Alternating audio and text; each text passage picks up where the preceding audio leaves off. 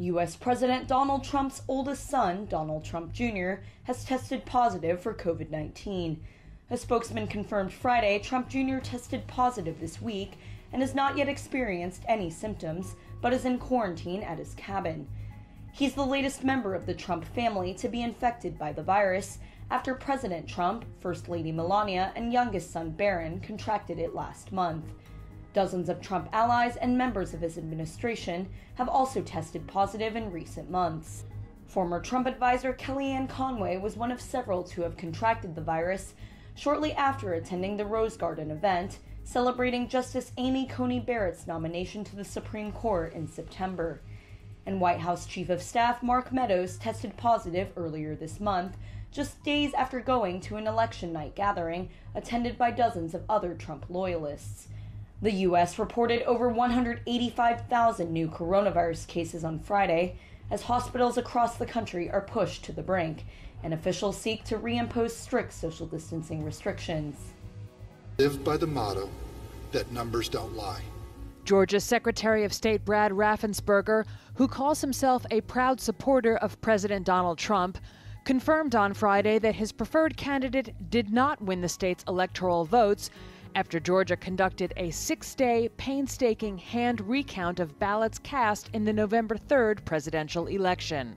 The audit, launched after unofficial results showed President-elect Joe Biden leading Trump by about 14,000 votes, ended with Biden winning by 12,284 votes, according to data from Raffensperger's office, marking the first time a Democrat has flipped Georgia blue since 1992. The numbers reflect the verdict of the people. Raffensperger formally certified Biden's victory on Friday. Trump has claimed without evidence that there were widespread irregularities and fraud in Georgia and other states he lost to Biden. Friday's recount result dealt yet another blow to Trump's desperate bid to overturn the results of the election. Meanwhile, the state's two Republican senators, David Perdue and Kelly Loeffler, who both face runoff elections in January, joined with Trump in accusing Raffensperger, without evidence, of overseeing a flawed election, and last week ruffled party feathers in Georgia by jointly calling for Raffensperger's resignation.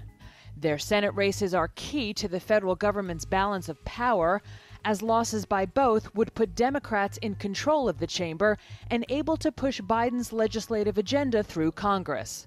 Vice President Mike Pence headed to Georgia Friday in an attempt to shore up support for Perdue and Loeffler against respective Democratic opponents Jon Ossoff and Raphael Warnock.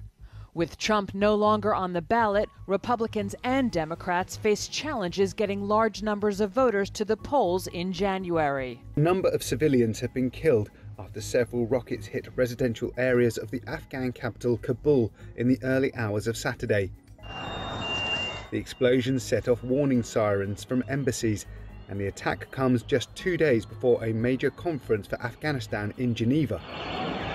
Afghanistan's Ministry of Interior said along with the dead, dozens more have been injured in the blasts, with many requiring hospital treatment.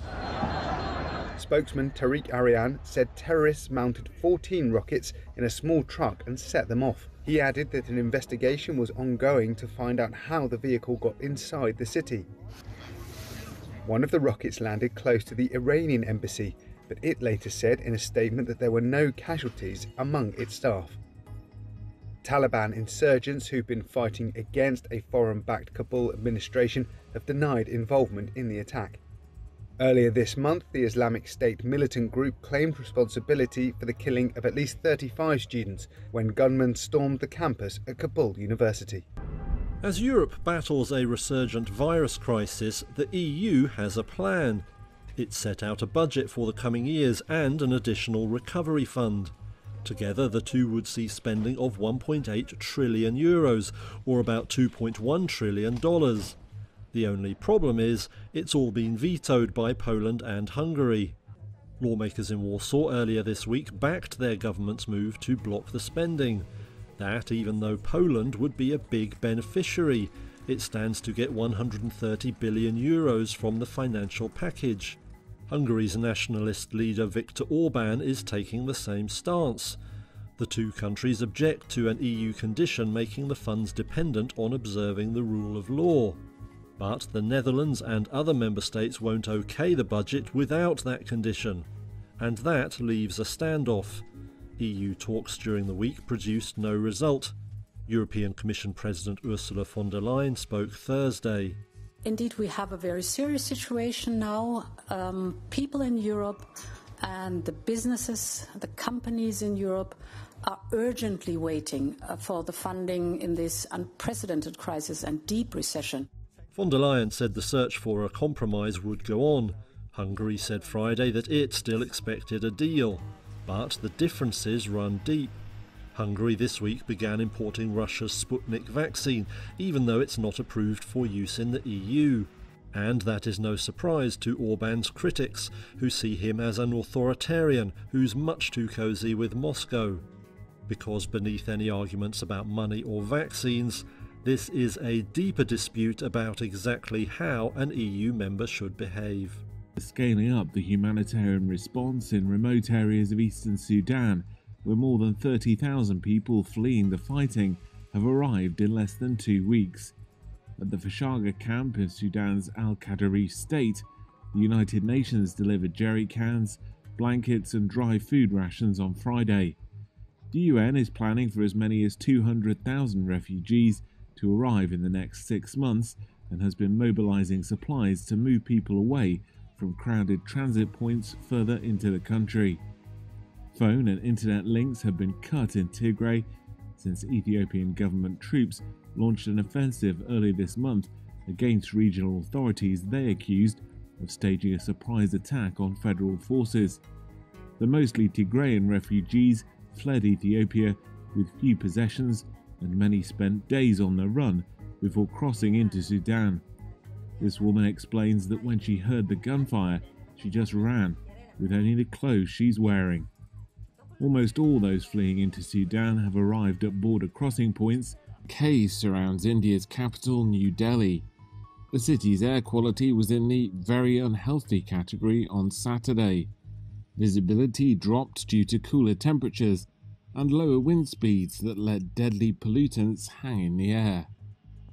People commuting for work in the morning were seen travelling with the headlights of their vehicles on as they tried to make their way out through the smog engulfing the city.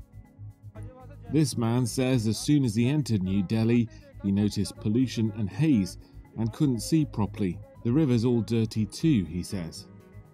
This month, the city's air quality was its worst for the year, with the concentration of smog rising to 30 times the World Health Organization's safe limits. New Delhi ranks among the world's most polluted cities, with air quality usually worsening at this time of year, when smoke from firecrackers celebrating the Hindu Festival of Lights and crops burnt in nearby states envelops the city.